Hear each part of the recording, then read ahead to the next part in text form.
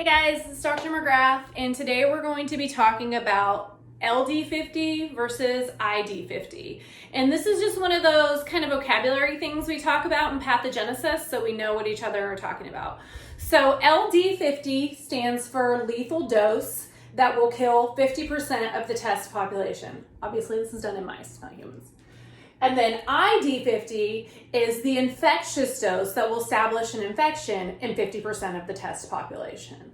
But often students get these crossed or don't really understand how to interpret these graphs, so we have a few examples here. So first I'm going to look at this LD50 graph. So to orient you to the graph, over here on the y-axis I have percent mortality. 0, 50, and 100. So 0 means nobody died, 50 means 50% of the test animals died, and 100 would be everybody's dead. And then down here across the x-axis, I have the dose. So starting at nothing and going to 100, 200, 300, and 400. And we could just say that is microorganisms administered to the animal. Okay? We can also be talking, when we're talking about LD50, we could talk about toxins. When we talk about toxins, it's the dose that would be lethal, which would kill the animal. We could talk about toxins. I mean, you could talk about a lethal dose, 50% for any type of drug, anything. It's just anything that would kill something. So what I want you guys to look at here, hopefully you can see the difference. This line is black and this line is blue. Hopefully you can see the difference in that. So we see here, once we start administering to an animal, whatever organism we're saying is the black line organism, you can see nobody's dying, nobody's dying, nobody's dying. And then right when we get around here, we see an exponential raise in the death of the animals. And it crosses that 50% line right here around 300. So that would be 300 organisms administered per animal is going to kill 50% of the test population. So the black line organism, what we're representing there, would the LD50 would be 300. And then if we look at another organism, here represented by the blue line, we can see nobody's dying, nobody's dying, nobody's dying, nobody's dying until we get right here to around 400. Once we get to around 400, that's where we cross this 50% line, and usually it's pretty exponential after that. And so the blue organism, it takes 400 microorganisms to kill 50% of the test population. That's how many have to be administered per animal. So what we would say in this, that the organism represented by the black line is more lethal than this organism because it takes less of them to kill the organism. Hopefully you guys understand that. I'm going to look at the other graph now.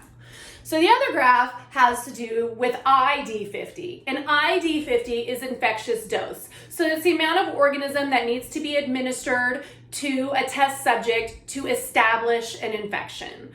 All right, and when we talk about pathogenesis, you guys have hopefully reviewed that the site of infection, like whether you breathe it in or it comes in on your skin or is injected into your body or you eat it through food, totally makes a difference in how pathogenic the microorganism is.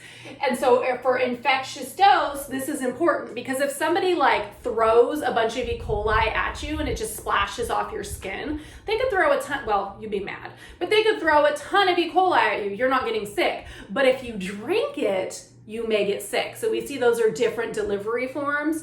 So the infectious dose also has to talk about the site of infection, but when you're doing experiments, of course you keep that under control.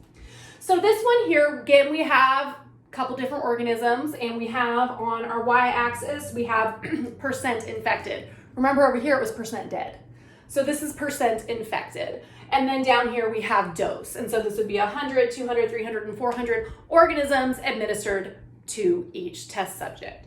So we can see over here, we administer 100, not really anybody's getting sick, 200, not really anybody, and then somewhere between 2 and 300, that is where the black line organism starts being able to establish an infection.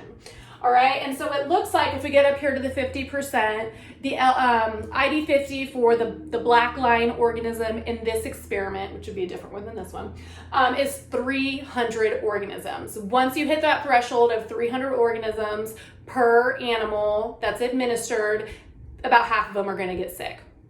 And then if we look at the blue line organism, it takes 400 organisms for that one to establish an infection.